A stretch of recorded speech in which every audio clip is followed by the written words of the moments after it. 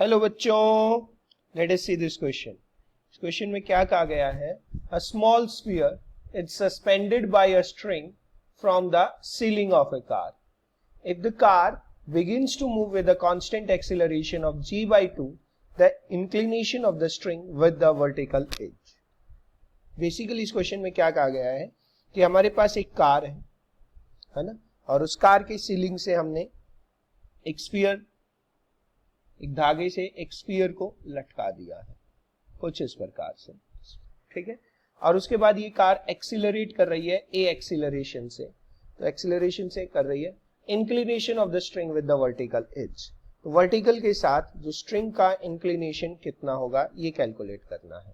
तो हमें पता है बच्चों, न्यूटन के पहले लॉ की वजह से, लॉ ऑफ इनर्शिया की वजह से, कि जैसे ये कार आगे की तरफ जाएगी तो इनर्शिया की वजह से ये जो स्फीयर है ये हमारा पीछे की तरफ इंक्लाइंड हो जाएगा कुछ इस प्रकार से, और ये एक एंगल बना लेगा थीटा, और यही थीटा एंगल हमें कैलकुलेट करना है। तो इस क्वेश्चन को सॉल्व करने के लिए जो बेसिक कॉन्सेप्ट बच्चों हम इस्तेमाल करेंगे, द की concept that will be used is, first of all we will use the concept of the pseudo forces. क्योंकि हमारी कार मोशन में है, एक्सीलरेटेड मोशन में है, तो उस मोशन को समझने के लिए, उस मोशन में न्यूटन्स लॉज को अप्लाई करने के लिए हमें स्यूडो फोर्स लगानी पड़ेगी। After the application of pseudo force we will apply the concept of equilibrium of forces, उसका कॉन्सेप्ट हम लगाएंगे, ठीक है। तो अभी देखते हैं क्वेश्चन अपना किस प्रकार से बन रहा है। तो इस फोर्स में हमने देखा कि यहाँ पर जैसे ही ये कार आगे की तरफ जाती है, स्प्रिंग, ये जो स्ट्रिंग है, ये जो स्फीयर लटका हुआ है स्ट्रिंग से, ये पीछे की तरफ जाता है। अगर ये कार ए एक्सीलरेशन से जा रही है और इस ब्लॉक का मास m है, ये पीछे की तरफ जाएगा with the force of ma, ठीक है। That is because of the pseudo force, और स्यूडो फोर्स हम जानते हैं मोशन के अपोजिट डायरेक्शन में लगती है। इसके अलावा इस स्ट्रिंग के अंदर एक टेंशन डेवलप हो जाएगी, और अगर हम इस टेंशन वाले कंपोनेंट को देखें तो ये एंगल अगर थीटा है तो this angle will be theta, alternate angle बन रहे हैं।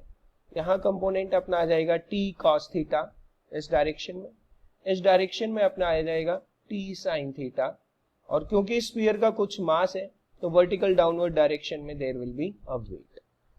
अब now by applying the concept of the equilibrium of forces I can say that मेरा जो t sin थीटा है वो ma के इक्वल है, और a की वैल्यू g/2 दे रखी है क्वेश्चन में, वो हम बाद में सब्स्टिट्यूट करेंगे।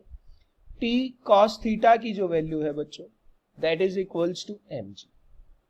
अगर हम इन दोनों इक्वेशंस को डिवाइड कर दें तो t से t कैंसिल हो जाएगा, डिवाइड करते हैं, t sin theta upon t cos theta is equals to ma/mg।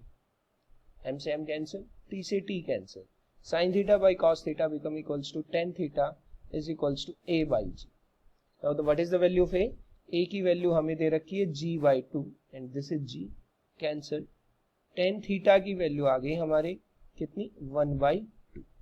Theta जो है becomes equals to tan inverse 1/2।